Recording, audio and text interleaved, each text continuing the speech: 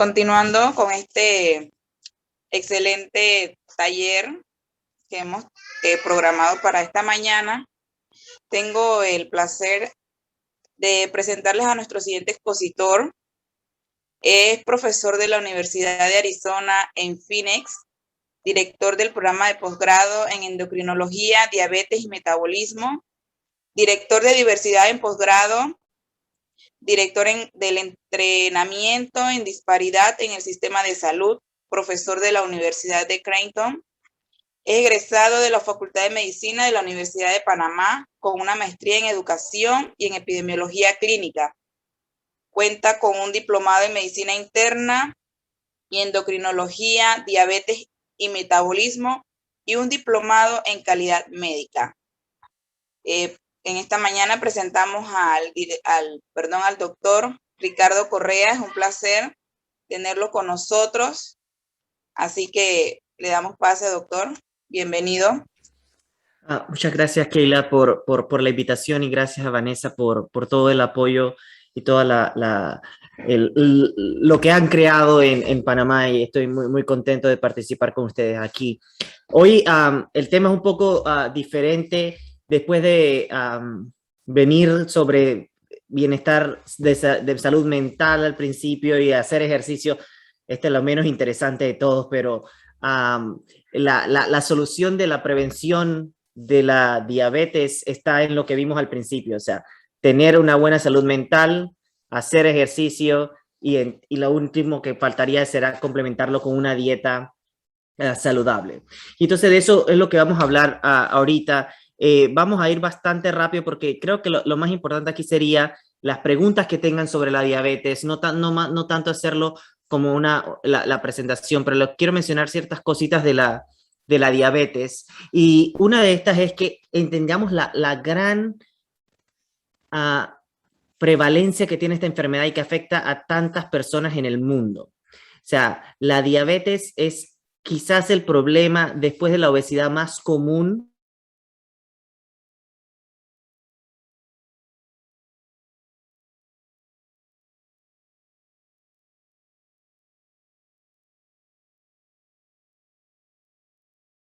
mundo estén afectadas por esta enfermedad.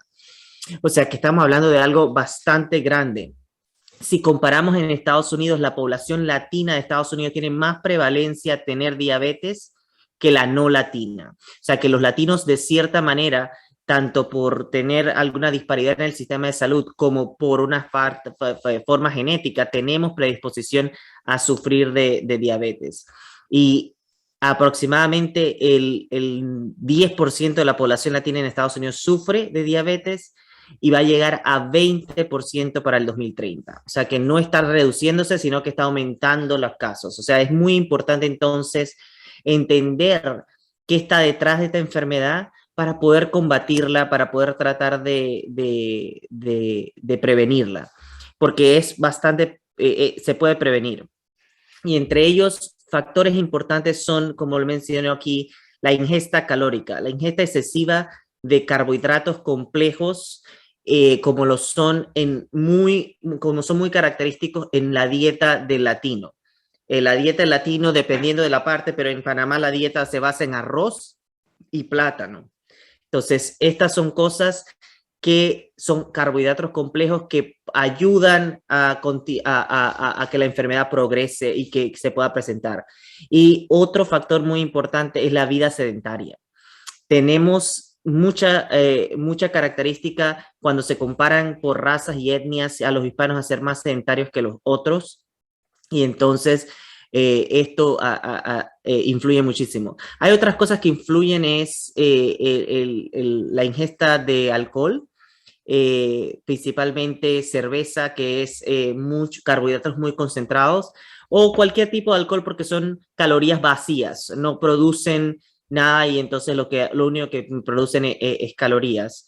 Y definitivamente todo esto predispone en un proceso largo, pero que va aumentando a la obesidad, que va llegando a la obesidad, y la obesidad es un estado inflamatorio crónico que va a llegar entonces al final a la diabetes.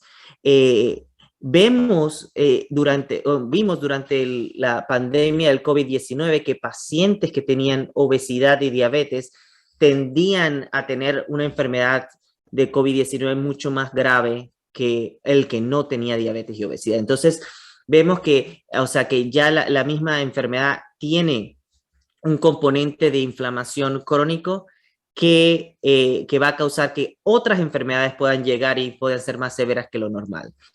Eh, es un proceso un poco complejo a la larga, pero para simplificarlo y me voy a enfocar a diabetes tipo 2 porque ahora más adelante voy a hablar de diabetes tipo 1 que es diferente. Se llaman iguales la enfermedad porque era cuando se descubrieron, la forma como se descubrió la diabetes fue que en la orina de las personas era dulce. Entonces, los primeros, cuando no había ningún mecanismo de diagnosticar diabetes, los médicos probaban la orina del paciente y si era dulce, quería decir que esto era una enfermedad que no conocían, pero que ellos suponían que era mucho azúcar en la sangre. No, hasta ese momento no se sabía que se llamaba diabetes, pero los mecanismos son diferentes. El que me quiero enfocar hoy es el mecanismo donde podemos prevenir lo que es la diabetes tipo 2. Y la diabetes tipo 2 no tiene nada que ver inicialmente con la producción de insulina del páncreas, sino que tiene que ver con nuestras células siendo resistentes a la insulina, evitando que el azúcar pueda entrar a la célula. Y esto es lo que se llama insulinoresistencia. ¿De dónde viene esta insulinoresistencia? Viene de la obesidad, de la inflamación constante en el cuerpo que causa el tejido adiposo. Viene, como dije, de no hacer ejercicio, porque otra forma de que el azúcar pueda entrar al cuerpo es haciendo ejercicio, y viene de la mala alimentación. Entonces, todo esto combinado va a llevar a una insulinoresistencia que entonces va a llevar al principio un proceso en el cual hay una secreción excesiva de insulina, porque al ver que no puede entrar o no hace efecto en esa célula la insulina, lo que hace es aumentar la secreción. Va a haber un aumento excesivo de insulina, pero a la larga, si este aumento excesivo de insulina en las células del páncreas comienza a darse, lo que va a hacer al final es que destruye las células. Hace como un desgastamiento de la célula y al final entonces no va a haber producción de insulina más. Entonces, es un proceso a largo plazo, pero un proceso que destruye la sensibilidad de la insulina a la célula, que va a causar que se acumule este azúcar en el cuerpo. Y de las dos maneras es malo. La acumulación de azúcar en el cuerpo va a causar muchos daños. Vamos a hablar de unos cuantos ahorita. Y la siguiente es la acumulación de esta insulina excesiva es malo. La insulina es un factor de crecimiento. O sea que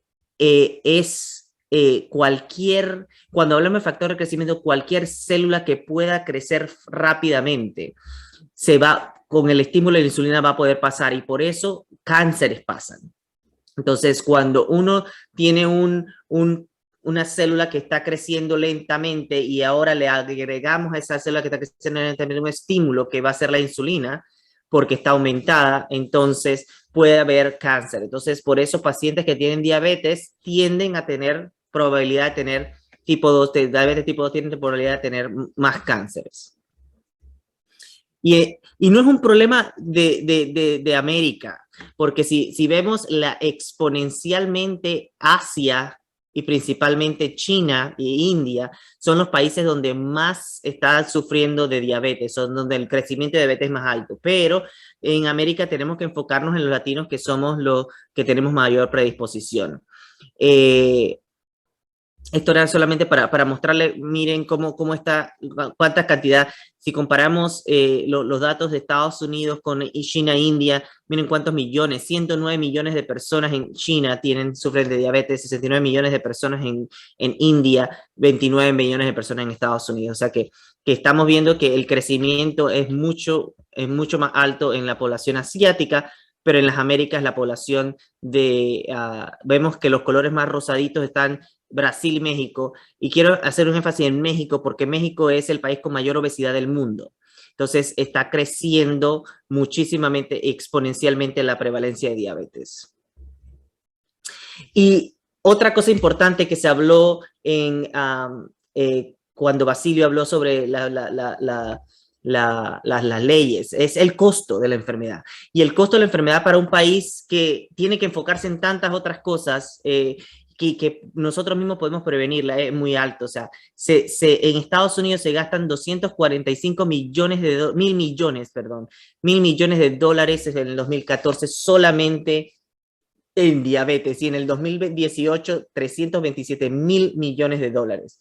Imagínense tener en esto en un país donde no tenemos ese GDP, no podemos pagar eso. Entonces la población va a ser la que más afectada queda. Por eso vemos que el tratamiento de la diabetes en nuestros países, en Panamá, por ejemplo, se limita muchísimo. No tenemos medicamentos de última generación, es porque es muy costoso el tratamiento. Entonces, lo mejor siempre en toda enfermedad es prevenir que tratar. Y entonces enfocarse en la prevención de la diabetes debe ser lo más importante. Y aquí les quiero mencionar los diferentes factores de riesgo que existen en la diabetes. El principal son ciertas condiciones metabólicas y este factor de riesgo puede ser prevenible. Por ejemplo, aquí ven la obesidad, está incluido en este grupo, y el síndrome ovario poliquístico. Hay otra condición que puede presentarse durante el embarazo que se llama diabetes gestacional. Otro factor de riesgo que son modificables son, lo ven en el B factores de estilo modificables, son la dieta. Una dieta deficiente en frutas y vegetales, pero muy rica en carbohidratos, es un mal pronóstico. La falta de ejercicio y el fumar. Estos son factores que pueden ser modificables. Hay otros factores que no son modificables por ciertas razones. Por ejemplo, la raza o etnia, en este caso ser latino ya no va a ser modificable. Y la situación económica es personal, pero podría ser o no modificable.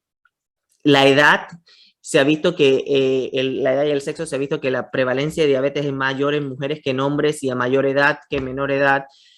A veces esto no va a ser modificable, pero por ejemplo, tener otras enfermedades médicas como la hipertensión o la depresión o el estrés continuo por trabajo o algo así, va a predisponer a sufrir de diabetes. Existen medicamentos que pueden predisponer por su mecanismo de acción, y también el ambiental es muy importante. El ambiente es muy importante. Hay toxinas que son, que personas que están muy expuestas a esto, o sea, que están en el campo y estén pesticidas, también puede predisponer a la diabetes. Y esto es solamente para mencionar otras cosas que pueden predisponer a diabetes. Bajo peso al nacer es algo que puede predisponer a diabetes, y hay otros marcadores que utilizamos, pero es más médico. Y quería mostrarles esto para que vean cómo es que entra la azúcar a la célula, porque la glucosa, que es la base de la energía, la glucosa que viene de los carbohidratos complejos, no es mala en dosis necesarias. ¿Por qué? Porque es la base de la energía de la célula. Y entonces, con esa energía es que podemos hacer todas las cosas. Cómo ella entra a la célula es a través de un receptor de insulina, que lo pueden ahí ver en amarillo. El receptor de la insulina viene a ese receptor hace que se produzcan muchas cosas adentro de la célula y que vayan a hacer que se exponga un canal para que entre la glucosa a la célula. Un proceso aquí relativamente sencillo, pero que tenemos que tener todo funcionando. ¿Qué pasa en la diabetes? En la diabetes este receptor no está funcionando, entonces no va a permitir que se produzca esta vesícula que sale para que entre la glucosa. Entonces, si no entra la glucosa a la célula, esta insulina se queda en la sangre y todo el azúcar que estaba aquí se queda en la sangre también, o sea que va a ser un doble efecto negativo. Y hemos hablado un poco, este es el sistema, cómo funciona la diabetes tipo 2, diferente a la diabetes tipo 1. La diabetes tipo 1 es una enfermedad más autoinmune que hace que las personas desarrollen anticuerpos contra las células que producen la insulina en el cuerpo, que se llaman las células beta pancreáticas. Y eso lo que va a causar es que estos anticuerpos vayan a empezar a destruir todas esas células y al final no haya producción de insulina. Y si no hay producción de insulina, todo ese proceso que hablamos en antes no se va a poder dar y el azúcar se va a quedar afuera. A diferencia que en tipo 2 hay exceso de insulina, en la tipo 1 no hay insulina. Entonces, no es un problema en el receptor, sino en la producción. Entonces, no se va a producir la insulina y estos pacientes entonces tienden a tener otras complicaciones más rápidamente, agudamente, que el tipo 2, porque el tipo 1, cuando no hay insulina, entonces lo que va a debutar usualmente, debuta es con una fase aguda que se llama ketoacidosis diabética, que es que el cuerpo no tiene insulina, comienza a producir mucho ácido y entonces puede quedar hospitalizado. El tipo 2 usualmente no debuta así, hay ciertas formas de descubrirlo, pero el tipo 1 no tiene las características del tipo 2. El tipo 2 usualmente es una persona de mayor edad, más obesa. El tipo 1 usualmente es una persona mucho más joven, mucho más flaca.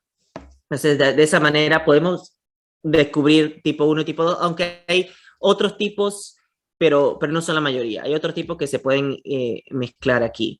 Entonces, la tipo 2, que es la que 80% de los casos de diabetes, de todas las diabetes son tipo 2, era la que antes se conocía como no insulino dependiente. Ahora sabemos que no es así. Tenemos nuevas drogas, pero se puede llegar al uso de insulina.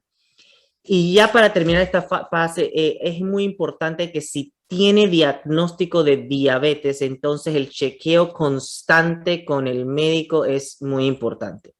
Cada 3 meses se recomienda el chequeo de la A1C, que es el promedio de azúcar. Hay que chequearse los pies en cada visita con el médico, pero también individualmente en casa. Les voy a mostrar una foto donde cómo se chequean los pies, porque hay muy probable desarrollo de úlceras y estas úlceras pueden progresar. ¿Por qué pueden progresar? Porque acuérdense que toda la sangre está llena de azúcar. El azúcar es el principal caldo de cultivo para bacterias. Entonces, si toda la sangre está llena de azúcar y tenemos una herida, esa herida se va a poder infectar muy rápidamente porque las bacterias buscan azúcar. Y entonces nuestra sangre está llena de azúcar. Entonces, por eso es importante revisarse los pies, prevenir esas úlceras para que se prevengan las complicaciones después. Presión sanguínea, muy importante en todo diabético, chequeársela en cada una de las visitas. El colesterol, aunque sea una vez al año, porque es muy importante mantener un colesterol bajo, el colesterol LDL, que es el malo, mantenerlo bajo, y es por eso que es importante chequeárselo en cada visita. El examen de piel, muchas veces se olvidan los médicos de ver la piel. Cada año, no todos los meses como el de pie, no todas las visitas como el de pie, pero el de piel es muy importante cada año. Y hacerse un examen de ojo cuando ya tienes la diabetes cada año, usualmente es lo que se recomienda. Si tienes más edad, hacerse un examen cardíaco. Y si lo que tienes es una diabetes tipo 1, que es una enfermedad autoinmune, entonces vigilar por otras enfermedades autoinmunes. ¿Cómo se hace la detección del tipo de la diabetes? Existe una hoja del CDC, esta está en inglés, pero en español existe también, donde uno puede ir agregándose puntos y ver si entonces es necesario hacerse el chequeo. Usualmente el chequeo se va a hacer con una A1C y es una prueba de rutina que va a hacerse en los pacientes mayores de 30 años. Usualmente se hace esta prueba cuando va a un chequeo normal. ¿Y quiénes son los que más alto riesgo tienen? Son los que tienen familia de diabetes, son los que tienen presión alta, son los que tuvieron diabetes durante el embarazo, los que tienen sobrepeso, obesidad y los mayores de 45 años usualmente son las personas que están más predispuestas. No significa que te va a dar, pero significa que hay una cierta predisposición. Y el diagnóstico se hace porque es una lenta aparición, no necesariamente como la tipo 1 le dije que debutaba con esta enfermedad grave que queda hospitalizado el paciente, pero la tipo 2 es progresiva lentamente y se encuentra, la mayoría de los casos se encuentra en una ayuna, cuando se va a hacer un examen anual de sangre, se ve una azúcar ayuna aumentada. Eso así se encuentra en la mayoría de los casos de diabetes. No hay ninguna complicación al momento de detectarla, pero es importante que si se detecta a tiempo, entonces se controla a tiempo para que no llegue entonces a las complicaciones. Esto es lo que le estaba mencionando, pero quería llegar al punto de que estas son las complicaciones de la diabetes y esto es lo que queremos prevenir. Las complicaciones en el ojo, que son, si no se controla, todo este azúcar va en el ojo y acumula y hace que se produzca ceguera. Las complicaciones en los riñones es la causa número 1 de insuficiencia renal, la diabetes. O sea, es la causa número 1 de insuficiencia renal y de trasplantes renales y de hemodiálisis. Los pacientes diabéticos que desarrollan daño renal. Si no se controla todo esto, si tienes la enfermedad, todo esto se puede controlar. El problema es cuando no se controla y es la causa número 1 de problemas de los nervios en los pies y la falta de sensación que se llama neuropatía. Y también se traduce a enfermedades macrovasculares como lo son el infarto al cerebro o el infarto al corazón. Entonces es muy, muy importante que apenas que nos detecten si tenemos diabetes, primero de todo prevenirla, pero si no la podemos prevenir y si nos dio, entonces evitar que progrese tratando de controlarnos desde un principio. Y así estos son lo que se hacen para los pacientes diabéticos para examinar los pies.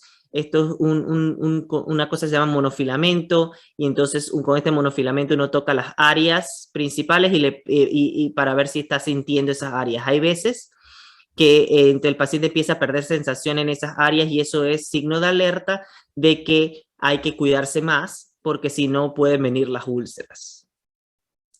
Y con esto abro el compás para preguntas. Sé que la parte médica es un poco aburrida, pero lo más importante para obtener de aquí es, uno, la prevención es lo más importante, es lo que menos cuesta, y la prevención es usando un estilo de vida, teniendo un estilo de vida saludable.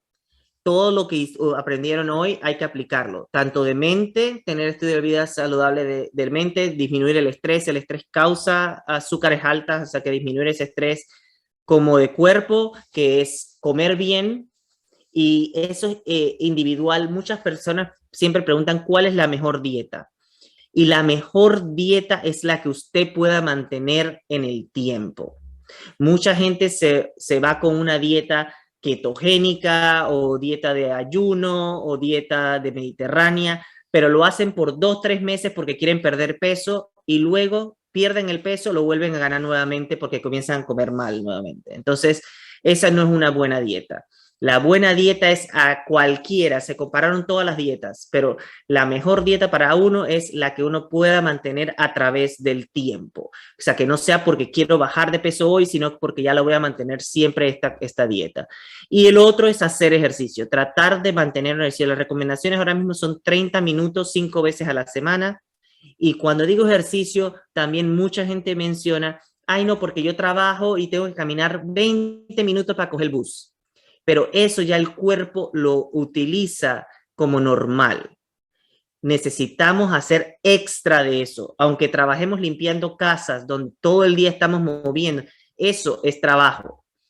Hay que darle 30 minutos extra al cuerpo y usualmente estos 30 minutos que tienen que el corazón empezar a palpitar rápido para poder quemar esas calorías. Entonces muchas veces cuando hacemos trabajo lo que hacemos es que 5 minutos descansamos, 5 minutos descansamos, el corazón no está palpitando rápido. Entonces esos 30 minutos de ejercicio al día son importantes para prevenir la diabetes. Y si por casualidad ya tienen familiares que tienen diabetes, lo que hay que hacer entonces es la misma estrategia para prevenir que entonces, con medicamentos, para prevenir que entonces la diabetes progrese y entonces acaben en una de estas complicaciones graves y entonces el paciente quede mal. Entonces, muchas gracias y entonces lo abro para cualquier pregunta que tengan. Doctor, muchas gracias. La verdad para mí es el tema tan interesante como el resto. Uno de los lemas que tenemos como asociación es que conocimiento es poder y salva vida. Yo creo que cuando no estamos conectados con esta información que usted ha brindado, nos descuidamos, cometemos errores durante nuestras vidas diarias.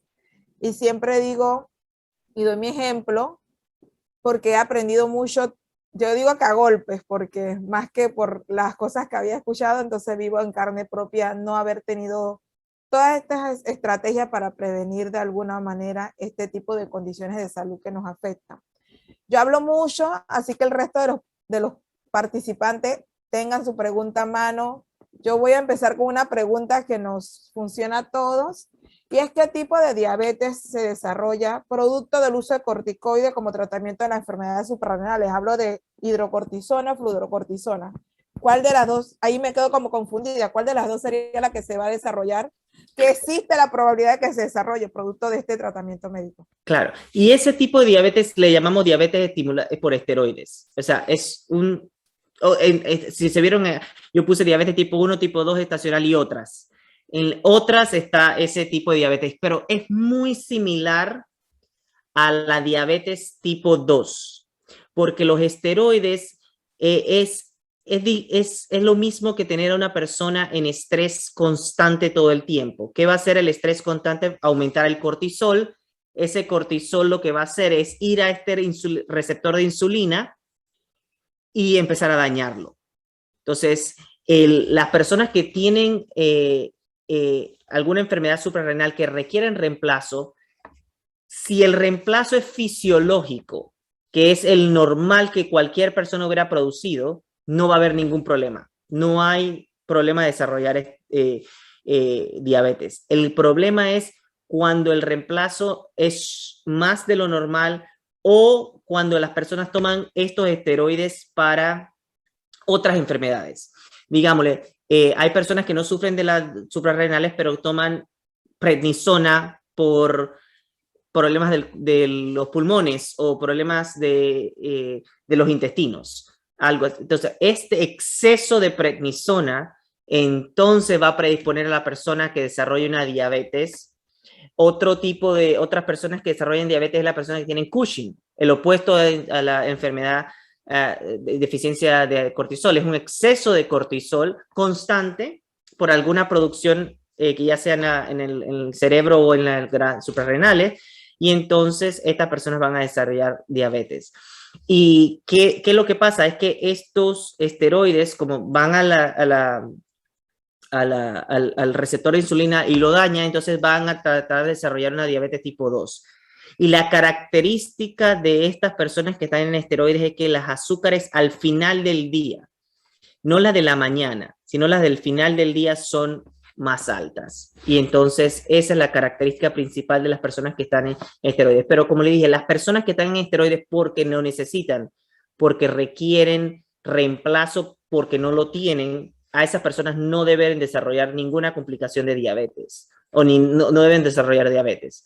Es el que tiene y tiene en exceso, o sea, porque toman medicamentos para controlar otra cosa o porque tienen una enfermedad que empezó a producir cortisol.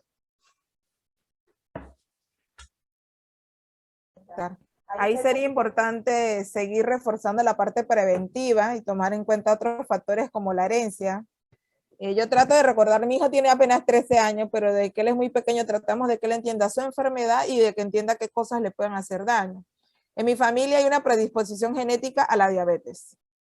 Y todo lo que vimos, factores de alimentación, sedentarismo, los malos hábitos alimenticios, porque uno lo criaron comiendo arroz 7 días a la semana, el plátano frito y todas las cosas culturales que uno ha tenido que desaprender para adquirir una forma distinta de alimentarse. Entonces yo siempre estoy recordándole a él, si tú tomas corticoides debes evitar comer menos azúcares. Entonces es como un martillar y un constante estar trabajando con él, porque al final es un adolescente, tiene plena conciencia, puede decidir qué comer y qué no cuando está conmigo o está con nosotros. Entonces creo que entonces ahí sería reforzar. Claro, es como usted dice, educación es lo más importante, y algo que es tan difícil es cambiar la conducta humana. Yo creo que lo más difícil del mundo es cambiar la conducta humana. Lo hemos visto con el COVID-19 y lo hemos toda la vida con la obesidad y la diabetes. O sea, son enfermedades que se pueden prevenir, pero no se hacen porque es mucho más fácil, por ciertas cosas también, es mucho más fácil, a veces yo siempre digo que comer saludable es muy difícil porque es muy costoso.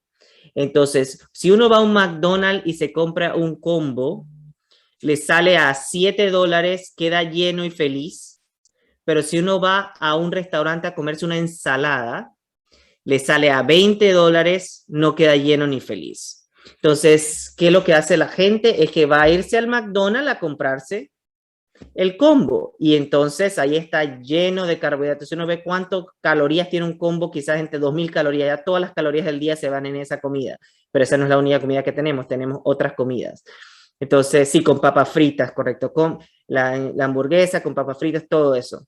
Te Pero pregunta si quieres agrandarlo, doctor, y uno lo agranda. Exacto. Y más con la cultura americana, que es, todo es agrandado. O sea, todo es grande, aquí todo se come, pues sí, porque la cultura europea es, los combos son sumamente más pequeños, acá todo es agrandado, entonces muchas calorías que se están consumiendo allí, y no es lo mismo, uno le dice, bueno, pero coma ensalada, pero ensalada es muy caro, comer comida saludable se ha vuelto un lujo, que en vez de ser la norma, se ha vuelto el lujo, entonces ese es el gran problema, pero la educación es básico para la prevención de estas enfermedades. Bueno, tenemos otra pregunta por acá en el chat.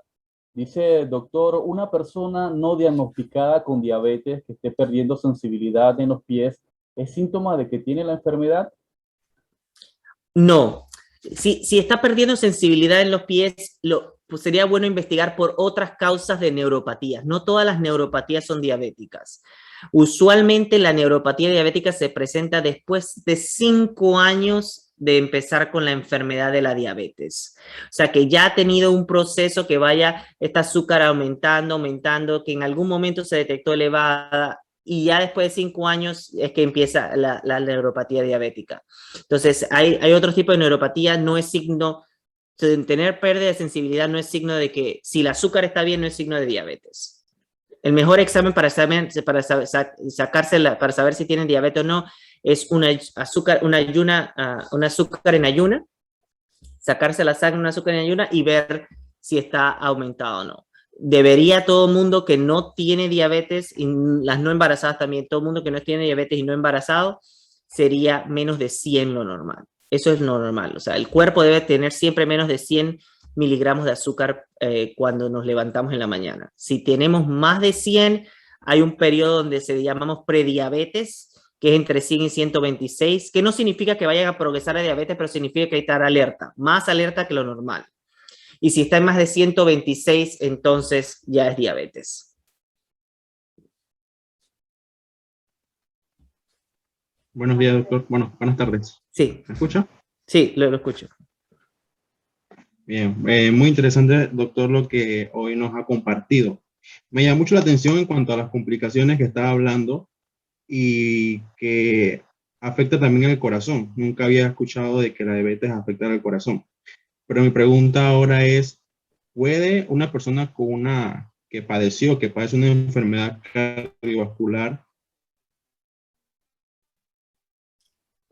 Creo que ser como un factor de riesgo para padecer?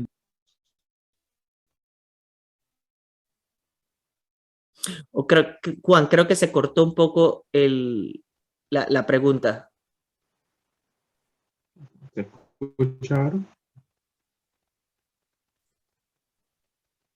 Se escucha como retrasado. Sí, se entrecortó la pregunta, Juan. Si la escribes.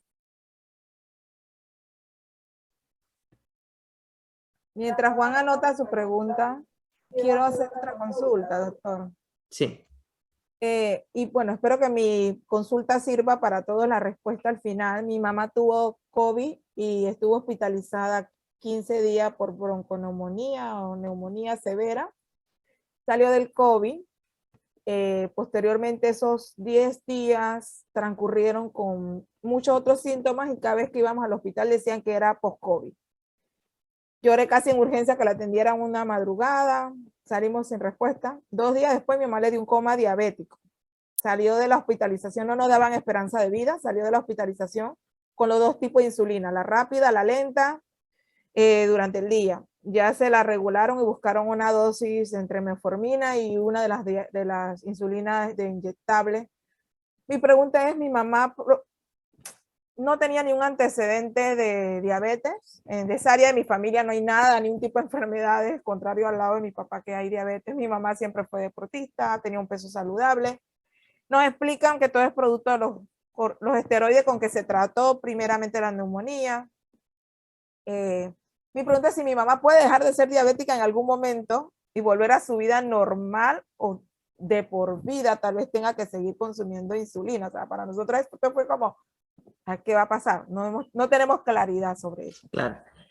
Muy interesante la pregunta, porque lo más probable que lo que le causó la diabetes a su mamá fue el COVID. Y entonces,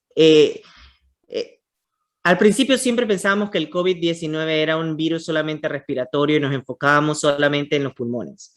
Pero nos dimos cuenta durante todo el 2020, y todavía estamos conociendo más del virus, que causa muchas otras cosas. Y el gran problema es que el COVID causa una reacción inflamatoria muy severa en el cuerpo. Y esto sería como poner el cuerpo en estrés constante en un periodo de tiempo muy corto, y hace que, hemos visto que daña al receptor de insulina. Y por eso hay personas que no eran diabéticas y que desarrollaron diabetes. Y ahora mismo se está haciendo un estudio a nivel mundial donde se están compilando todos estos pacientes que no eran diabéticos y que desarrollaron diabetes después del COVID, porque muchos pacientes han hecho eso. Entonces, por eso el otro tema es prevenir el COVID, que no nos dé ahora con la vacuna y todo eso, porque si no, mire cómo en aquella época no había vacuna, pero cómo esta enfermedad que no tiene nada que ver con la diabetes causó en su mamá diabetes. Ahora, con respecto muchas personas pensaron que también eran los esteroides que se daban por la neumonía del COVID. No es por esos esteroides, porque mucha gente recibe esteroides de altas dosis y no le da diabetes. Es el mismo virus que causa esta reacción inflamatoria que causa el daño al receptor de insulina. Si su mamá puede dejar de ser diabética, sí se puede, porque lo que estamos hablando de este tipo de que su mamá desarrolló es una diabetes tipo 2. No tiene nada que ver con la producción de insulina, sino con la sensibilidad a la insulina en las células. Entonces, ¿qué es lo que hay que hacer? Definitivamente con dieta y ejercicio más los medicamentos, entonces intensificarlo más. Y luego de que esa A1C por más de 3 meses se mantenga en menos de 6.4, entonces se puede decir que está en remisión de diabetes. Pero el problema no significa que cuando está en remisión de diabetes es que no vaya a regresar, sino es que si regresa a los malos hábitos de antes, va a volver entonces a regresar. Lo que hay que hacer es que si su mamá intensifica dieta y ejercicio, va a ver que quizás nada más se quede en metformina. La insulina va a disminuir. Y esto fue poco a poco lo que ha sido pasando. O sea, empezó con insulina rápida y lenta. Se vio, me imagino que comenzó a cambiar su estilo de vida. Ahora está mucho más controlada. Ahora nada más tiene insulina rápida y metformina. Y esto también va a ir disminuyendo. Yo he visto pacientes, por ejemplo, pero el problema con la diabetes es que hay que tener esa motivación siempre. Lo que yo veo es que la motivación es cuando me diagnostican la enfermedad, pero después de un año que ya se me olvida que me la diagnosticaron, comienzan a regresar. Pero sí he visto pacientes que en los primeros 3 a 6 meses no requieren nada, solamente con dieta y ejercicio y quizás metformina se pueden controlar. El problema es cuando comienzan a abrir la boca nuevamente, y entonces ya otra vez se requiere todo, regresar lo de antes. Gracias, doctor, me da esperanza porque le cuento que mi mamá tiene 67 años, pero yo creo que aquí casi todos los compañeros de la junta directiva la conocen. Mi mamá con 67 años siempre ha sido un ejemplo para mí, que soy como la contraparte. Mi mamá es delgada, pero delgada de que come sano. Mi mamá jugó voleibol hasta la edad de jubilación, 60 años, creo que hace como 5 años de repente es que dejó la liga de voleibol de jubilados. Siempre ha sido una persona activa y la vimos quedar que ni podía caminar. Quedó sin poder ver y tuvimos que cargarla para poder llevarla a urgencia y quedó con andadera, ya está con el bastón. Sí está muy motivada, no han pasado 2 o 3 meses y vemos una rápida recuperación, así que Sí, voy a aquí se puede, si ya se ponen las pilas, sí, lo y no van a requerir insulina. Gracias, doctor. Creo que allá escribió Juan la pregunta. Si una persona que padezca o padece de enfermedad cardiovascular está propenso a padecer diabetes, no. Depende de la otra. Una persona que padece diabetes está propensa a padecer enfermedad cardiovascular, sí, a la larga, porque es una de las complicaciones, pero una persona que tiene enfermedad cardiovascular no está propensa a padecer diabetes. Que las dos puedan aparecer, sí. O sea, que una persona que tiene enfermedad cardiovascular debe cuidarse más de no desarrollar diabetes, porque si desarrolla diabetes y ya tienes una enfermedad cardiovascular, el riesgo es mucho más alto. Pero no significa que por tener enfermedad cardiovascular voy a tener diabetes, no. Pero si tengo una, tengo que tratar de prevenir la otra. Había otra pregunta que era, si tengo oftalmopatía tiroidea, ¿puedo tener diabetes si no se cuida? La oftalmopatía tiroidea lo más probable es por una enfermedad autoinmune, que se llama la enfermedad de Graves. Es ya al tener una enfermedad autoinmune, uno tiene predisposición a tener otras enfermedades autoinmunes. Lo que puede predisponer, no pasa siempre, muy poco de los casos, pero lo que puede predisponer una oftalmopatía tiroidea es a sufrir de diabetes tipo 1 en el adulto, que se llama LADA, que es una enfermedad, una tipo 1 que presenta en el adulto, pero esta usualmente no se puede prevenir porque es una enfermedad autoinmune. Los anticuerpos van a aparecer, pero para la tipo 2 no hay relación entre oftalmopatía tiroidea y diabetes tipo 2. Dos enfermedades completamente distintas. Hay un poquito de predisposición para la tipo 1 porque ambas son autoinmunes, pero es la misma probabilidad si tienes oftalmopatía tiroidea que te dé enfermedad celíaca o que te dé artritis reumatoidea. Una enfermedad autoinmune predispone a las otras, no significa que te va a dar. O sea, no significa que va a dar muy baja relación entre oftalmopatía tiroidea y otras enfermedades, pero eso es lo único que hay que estar. Y la mejor forma es tener estilo de vida saludables y chequearse cada año. Pero no hay una relación directa entre tipo 2 y oftalmopatía tiroidea.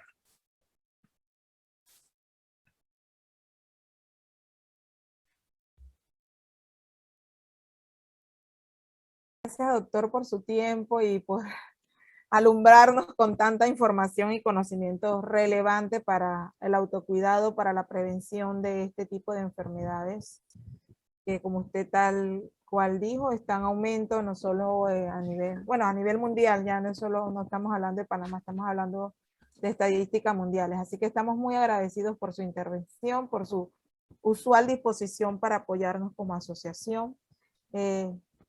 Los comentarios han sido positivos, hemos podido tener respuesta a nuestras consultas, así que estamos más que felices de esta jornada de docencia que realizamos una vez al año con motivo de nuestro aniversario como asociación. Tal como escucho, tenemos muchas cosas por las cuales luchar, tenemos muchos sueños como país, porque ya no se trata solo de nosotros como asociación, estamos conformando una federación de asociaciones de enfermedades raras, huérfanas y poco frecuentes en Panamá, con miras a poder tener data, un censo de personas que padezcan de enfermedades raras, que le permita al Estado poder dirigir presupuesto y políticas públicas y sociales para garantizar el bienestar integral de estos pacientes y trabajar desde la prevención.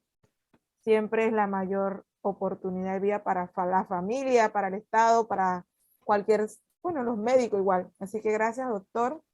Invitamos a los participantes de este evento a seguirnos en redes sociales, a estar atentos a las invitaciones que vamos a estar haciendo posteriormente para ya sea ir a la asamblea, ya sea participar de el evento que tenemos anual en el 2022 con motivo del 28 de febrero, que a nivel mundial se hace un llamado a darle visibilidad a las enfermedades raras.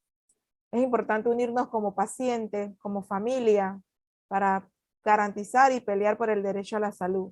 Y esto se hace participando.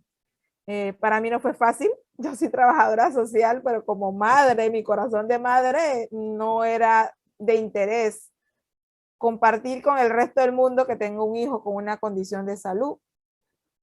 La verdad no era motivo de mi interés hasta que me tocó el corazón cuando alguien me dijo, hubo un niño con con un diagnóstico tardío de enfermedad de Addison y ya fue muy tarde y murió. Y dije, el silencio no suma, el silencio resta la oportunidad de lograr que se detecte a tiempo este tipo de enfermedades. Así que hay mucho para hacer, doctor. Estamos motivados, estamos comprometidos.